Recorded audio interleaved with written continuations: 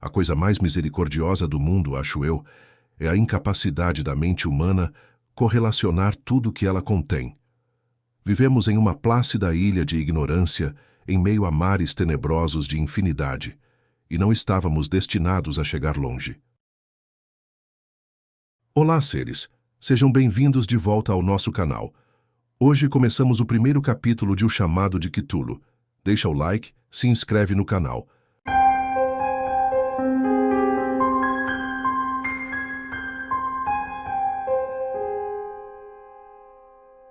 As ciências, cada uma puxando para seu próprio lado, nos causaram poucos danos até agora. Mas algum dia, a junção das peças do conhecimento disperso descortinará visões tão terríveis da realidade e de nossa pavorosa posição dentro dela, que só nos restará enlouquecer com a revelação ou fugir da iluminação mortal para a paz e a segurança de uma nova idade das trevas. Os teosofistas imaginaram o admirável esplendor do ciclo cósmico, no qual o nosso mundo e a raça humana são incidentes transitórios. Eles sugeriram estranhos remanescentes, com termos que congelariam o sangue se não fossem mascarados por um suave otimismo. Mas não foi deles que me chegou o especial vislumbre de eras ancestrais proibidas que me arrepia ao lembrar e me enlouquece nos sonhos. Esse vislumbre, como todos os pavorosos vislumbres da verdade, revelou-se de uma hora para outra com a junção acidental de peças separadas. Nesse caso, uma velha notícia de jornal e as anotações de um professor já falecido. Espero que ninguém mais junte essas peças. Se eu viver, jamais ajuntarei deliberadamente um elo a tão odiosa cadeia, com certeza. Imagino que o professor também pretendia guardar silêncio sobre a parte que sabia, e que teria destruído suas anotações se a morte súbita não o tivesse colhido. Meu contato com o assunto começou no inverno de 1926 para 1927, com a morte de meu tio-avô, George Gamel Angel, professor emérito de línguas semíticas na Universidade Brown, Providence, Rhode Island. O professor Angel era muitíssimo conhecido como uma autoridade em inscrições antigas e costumava ser consultado por curadores de museus importantes, de forma que muitos se lembrarão de seu falecimento, aos 92 anos de idade. No meio local, o interesse foi intensificado pela obscuridade da causa da morte. O professor fora atingido quando voltava do barco de Newport, caindo de repente, segundo testemunhas, depois de receber o encontrão de um negro com ar de marinheiro que saiu de uma das vielas tenebrosas da ladeira íngreme que servia de atalho do cais até a casa do falecido, na Williams Street. Os médicos não conseguiram detectar nenhuma doença visível e concluíram, depois de um debate confuso, que o fim se devera a alguma obscura lesão cardíaca provocada pela subida apressada de uma ladeira tão íngreme por um homem tão idoso. Na ocasião, não tive por que discordar dessa conclusão, mas ultimamente me sinto inclinado a estranhar. E mais do que estranhar, na qualidade de herdeiro e executor testamentário de meu tio-avô, pois ele morreu viúvo e sem filhos, teria de examinar seus papéis com certa meticulosidade. E para esse fim, transferi todas as suas pastas e arquivos para minha moradia em Boston. Boa parte do material que eu correlacionei será no futuro publicada pela Sociedade Arqueológica Americana. Mas havia uma caixa que me intrigou sobremaneira e não quis expô-la a outras vistas. Ela estava trancada e não conseguia encontrar a chave, até que me ocorreu olhar a argola de chaves que o professor trazia sempre no bolso. Consegui então abri-la, mas ao fazê-lo deparei-me com um obstáculo maior e ainda mais protegido, pois qual poderia ser o significado do estranho baixo relevo de argila e os apontamentos, divagações e recortes de jornais desconexos que encontrei? Teria meu tio, em seus últimos anos, se transformado em um crédulo das mais levianas imposturas? Resolvi então procurar o excêntrico escultor responsável por aquela aparente perturbação da paz de espírito de um velho. O baixo relevo era um retângulo tosco, com menos de 1 polegada de espessura e cerca de 5 por 6 polegadas de área, de origem ao que tudo indica moderna. A atmosfera e as sugestões de seus motivos estavam longe de ser modernas, porém, pois não obstante as excentricidades de cubismo e futurismo serem muitas e alucinadas, elas não reproduzem a miúde aquela regularidade críptica que emerge de documentos pré-históricos. E o grosso daqueles desenhos, com certeza, parecia ser algum tipo de escrita. Conquanto minha memória, embora familiarizada com os papéis e as coleções de meu tio, não conseguiu de maneira alguma identificar aquele tipo particular, ou mesmo inferir suas filiações remotas. Ao alto desses aparentes hieróglifos, havia uma figura com finalidade evidentemente decorativa, embora seu estilo impressionista prejudicasse a formação de uma ideia muito precisa da natureza. Parecia uma espécie de monstro, ou símbolo representando um monstro, cuja forma só poderia ter sido concebida por uma fantasia mórbida. Se digo que minha imaginação, um tanto extravagante, forjou imagens simultâneas de um polvo, um dragão e uma caricatura humana, não estarei sendo infiel ao espírito da coisa. Uma cabeça carnuda e tentaculada coroava um corpo grotesco, coberto de escamas, com asas rudimentares, mas era o contorno geral do conjunto que o tornava mais aterrorizante. Por trás da figura, havia a vaga sugestão de uma paisagem arquitetônica ciclópica. Exceto por uma pilha de recortes da imprensa, os textos que acompanhavam essa extravagância eram obra recente da mão do professor Angel, sem a menor pretensão a um estilo literário. O que parecia ser o documento principal se intitulava Culto de Cthulhu, em caracteres cuidadosamente grafados para evitar a leitura incorreta de uma palavra tão invulgar. O manuscrito estava dividido em duas seções. A primeira, intitulada 1925, Sonho e Obra do Sonho de H.A. Wilcox, Thomas Street, 7, Providence, R.I., e o segundo, Narrativa do Inspetor John R. Lesgrasse, Bieville Street, 121, Nova Orleans, Lamisto, em 1908, A.A.S. MITG. Notas sobre o mesmo Amprof Webbs Act. Os outros papéis manuscritos eram todas anotações breves, alguns deles relatos de sonhos bizarros de diversas pessoas, outros citações de livros e revistas teosóficas, especialmente de Atlantis and the Lost Lemuria, de W. Scott Elliot, e o resto comentários sobre antigas sociedades secretas e cultos proibidos, com indicações de passagens de livros de referência de antropologia e mitologia, como Golden Boat, de Fraser, e Witch Coat in Western Europe, da senhorita Murray. A maior parte dos recortes aludia a doenças mentais excêntricas e surtos de loucura ou mania coletiva na primavera de 1925.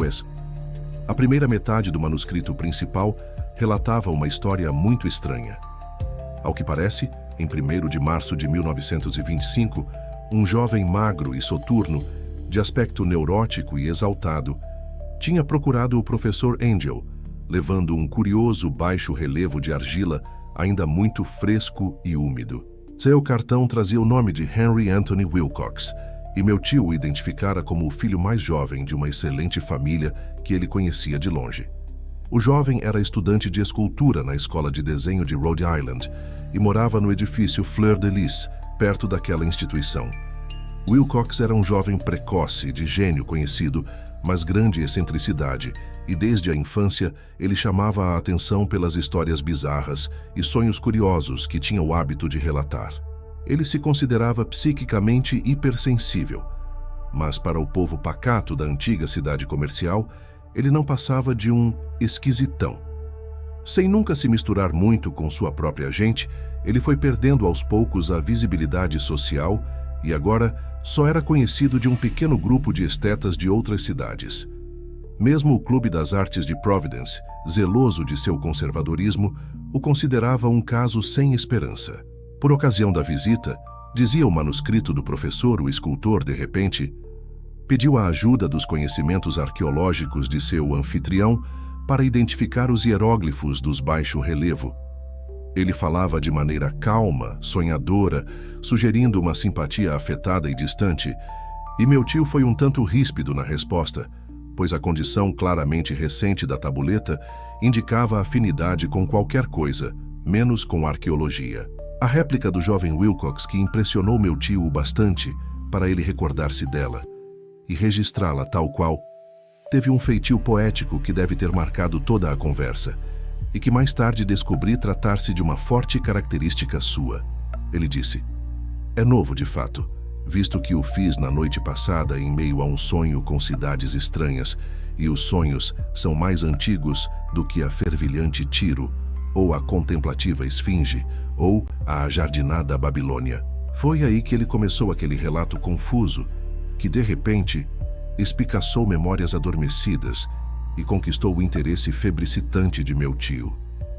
Tinha havido um rápido tremor de terra na noite anterior, o mais forte sentido na Nova Inglaterra em muitos anos, e a imaginação de Wilcox fora fortemente abalada. Recolhendo-se ao leito, ele teve um sonho sem precedentes com grandes cidades ciclópicas, construídas com blocos titânicos e monólitos projetados para o céu, tudo exudando um limo verde e sinistro de horror latente. As paredes e pilares estavam cobertos de hieróglifos, e de algum ponto indeterminado abaixo chegava uma voz que não era voz. Uma sensação caótica que somente a fantasia poderia transformar em som, mas que ele tentara transmitir com o amontoado de letras quase impronunciável Cthulhu Tagn. Essa mixórdia verbal foi a chave para a recordação que exaltou e perturbou o professor Angel. Ele interrogou o escultor com meticulosidade científica e estudou com atenção quase fanática o baixo relevo em que o jovem se vira trabalhando, enregelado e vestido apenas com as roupas de dormir, até a vigília insinuar-se em seu torpor. "Meu tio culpou a sua velhice", disse Wilcox mais tarde, pela lentidão com que identificou os hieróglifos e a imagem. Muitas de suas perguntas pareceram deslocadas para o visitante, em especial as que tentavam relacioná-lo com cultos ou sociedades estranhos, e Wilcox não pôde compreender as repetidas promessas de silêncio que lhe foram feitas em troca de ser aceito em alguma ordem religiosa mística ou pagã. Quando o professor Angel se convenceu de que o escultor ignorava mesmo qualquer culto ou sistema de sabedoria críptica, assediou o visitante com pedidos para que ele lhe relatasse sonhos futuros. Isso rendeu frutos regulares. Depois da primeira entrevista, o manuscrito registra visitas diárias do jovem durante as quais ele relatava fragmentos surpreendentes de imaginação noturna, cujo tema constante era alguma vista ciclópica terrível de pedra escura e gotejante. Com uma voz ou inteligência subterrânea, gritando monotonamente através de enigmáticos impactos sensoriais só possíveis de descrever com palavras sem sentido. Os dois sons repetidos com maior frequência são os expressos pelas letras Cthulhu e Relie. No dia 23 de março, prosseguia o manuscrito, Wilcox não apareceu e indagações feitas em sua moradia revelaram que, atacado por um tipo desconhecido de febre, ele fora levado para a casa de sua família na Waterman Street. Ele havia gritado durante a noite, despertando outros artistas do prédio, e havia manifestado a partir daquele momento condições alternadas de consciência e delírio. Meu tio telefonou incontinente para a família e dali em diante passou a acompanhar o caso de perto, telefonando muitas vezes para o consultório do Dr. Tobey na Thayer Street, o médico que estava acompanhando o caso. A mente febril do jovem, ao que parecia, estava retida em coisas estranhas, e o médico chegava a estremecer quando as mencionava. Estas incluíam não só a repetição do que ele tinha sonhado antes, mas envolviam também algo gigantesco, com milhas de altura, que andava ou se arrastava de um lado para outro. Em nenhum momento ele descreveu essa coisa, mas expressões alucinadas ocasionais, reproduzidas pelo Dr. Tobey, convenceram o professor de que ela devia ser idêntica à monstruosidade inominável que ele tentara representar em sua escultura do sonho. A referência a essa coisa, acrescentou o doutor, preludiava sempre a recaída do jovem na letargia. Sua temperatura, por estranho que pareça, não subia muito acima do normal, mas seu estado geral sugeria antes uma febre genuína do que uma perturbação mental. No dia 2 de abril, por volta das 3 da tarde, todos os sintomas da doença de Wilcox desapareceram de uma hora para outra. Ele sentou-se na cama, espantado por estar em casa, e sem a menor noção do que tinha acontecido em sonho ou realidade, desde a noite de 22 de março. Recebendo alta do médico, Voltou a seus aposentos em 3 dias, mas deixou de prestar qualquer ajuda ao professor Angel. Todos os vestígios de sonhos estranhos tinham sumido de sua memória, e meu tio não guardou nenhum registro de seus pensamentos noturnos depois de uma semana de relatos insossos e irrelevantes sobre visões perfeitamente normais. Aqui terminava a primeira parte do manuscrito, mas referências a algumas anotações espalhadas deram-me muito em que pensar, tanto, de fato, que só o arraigado ceticismo que marcava então a minha filosofia pode explicar a persistente aversão que senti pelo artista. As anotações em questão descreviam os sonhos de várias pessoas no mesmo período em que o jovem Wilcox sofrera suas estranhas provações. Meu tio, ao que parece, criou às pressas uma vasta rede de pesquisa envolvendo quase todos os amigos a quem poderia fazer perguntas sem parecer impertinente, pedindo-lhes que relatassem seus sonhos noturnos e as datas de qualquer visão extraordinária no passado recente. A receptividade a seu pedido parece ter sido irregular, mas ele deve ter recebido, no mínimo, mais respostas do que uma pessoa normal poderia lhe dar sem uma secretária. Essa correspondência original não foi preservada, mas suas anotações formaram um resumo completo e realmente significativo. As pessoas comuns da sociedade e do meio comercial, o sal da terra da Nova Inglaterra tradicional, deram um retorno quase negativo, embora casos esparsos de impressões noturnas perturbadoras, mais informes apareçam aqui e ali, sempre entre 23 de março e 2 de abril, o tempo do delírio do jovem Wilcox. Os homens de ciência foram afetados um pouco mais, embora que, de 4 casos de descrição vaga, surgiram vislumbres fugidios de paisagens exóticas, e, em um caso, seja mencionado o pavor de alguma coisa anormal. Foi dos artistas e poetas que vieram as respostas pertinentes, e tenho clareza de que o pânico se alastraria se eles tivessem podido comparar as anotações. Tal como aconteceu, na falta das cartas originais, suspeitei que o compilador tinha feito perguntas indutivas ou editado a correspondência para corroborar o que ele estava potencialmente inclinado a ver. Isso reforçou minha ideia de que o Wilcox, de alguma forma conhecedor dos dados antigos que meu tio possuía, vinha se insinuando junto ao veterano cientista. As respostas daqueles estetas contavam uma história perturbadora. De 28 de fevereiro a 2 de abril, uma grande parte deles havia tido sonhos extraordinários, e a intensidade dos sonhos havia sido muito maior durante o período do delírio do escultor. Mais de 1/4 dos que relataram algo registravam cenas e sons vagos, parecidos com os descritos por Wilcox, e alguns sonhadores confessaram ter sentido um intenso pavor da gigantesca e indescritível criatura avistada quase no fim. Um caso que a anotação descreve com ênfase foi muito triste. O indivíduo, um arquiteto muito conhecido, com propensões para a teosofia e o ocultismo, tornou-se um louco furioso na data do acesso do jovem Wilcox e expirou alguns meses mais tarde, depois de gritar incessantemente para ser salvo de algum invasor fugido do inferno. Se meu tio tivesse organizado esses casos por nome, em vez de números, eu poderia tentar confirmá-los e fazer algumas investigações pessoais, mas do jeito como as coisas se deram, só consegui localizar alguns. Desses, porém, confirmei as anotações por completo.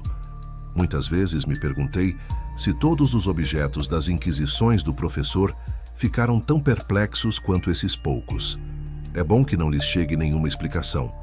Os recortes da imprensa, como sugeri, abordavam casos de pânico, mania e excentricidades durante o período em questão.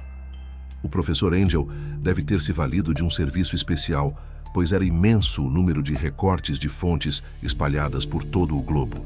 Aqui um suicídio noturno em Londres. Alguém que dormia sozinho havia saltado pela janela depois de lançar um grito assustador.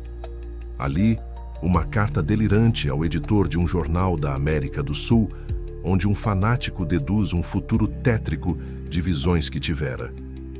Um despacho da Califórnia descreve uma colônia de teosofistas distribuindo mantos brancos em massa para algum acontecimento glorioso que nunca chega, enquanto notícias da Índia falam com reservas de sérias rebeliões de nativos no final de março. Orgias de voodoo multiplicam-se no Haiti e postos avançados na África registram murmúrios ominosos. Funcionários americanos nas Filipinas sentem que algumas tribos estão inquietas naquele período, e policiais de Nova York são atacados por levantinos histéricos na noite de 22 para 23 de março. Na região oeste da Irlanda também correm abundantes rumores e lendas fabulosas. E um pintor de temas fantásticos, Ardois Bonneau, expõe uma blasfema paisagem onírica no Salão de Primavera de Paris de 1926. E são tão numerosos os distúrbios registrados em asilos de loucos que só um milagre poderia ter impedido a comunidade médica de observar os estranhos paralelismos e tirar conclusões enganosas. No todo, um espantoso maço de recortes, e até hoje mal consigo entender o calejado racionalismo que me fez deixá-los de lado. Mas eu estava convencido então de que o jovem Wilcox tinha conhecimentos dos assuntos mais antigos mencionados pelo professor. Encerramos aqui a primeira parte do manuscrito. A partir daqui, as peças param de fugir e começam a se encaixar. No próximo capítulo, a verdade começa a ter forma.